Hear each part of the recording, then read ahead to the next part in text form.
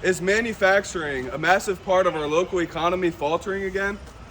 Yesterday's ISM manufacturing gauge was negative across the board, which means less manufacturing and fabrication going on, which affects the scrap industry. Already been struggling in our industry with anemic growth out of China, one of our major buyers. They've been rough all year for a multitude of reasons. But what was really hard was yesterday's double down on weakness domestically. Employment index in manufacturing went down to 43, which has not been a level seen since COVID, May 2020. Think about that. Production index went down to 46.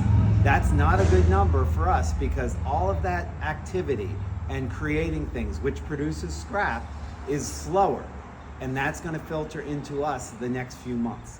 What it will probably do is hurt us short term, but then help long term as there is a scrap shortage due to this less activity level.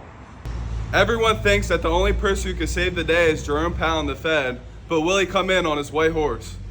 Today's anemic, just released jobs report could help make the case. We only added 114,000 jobs in the month of July. This could help make the case for not only a September rate cut, but potentially an early rate cut at their annual summit in August if it's bad news. Who knows which way he'll go?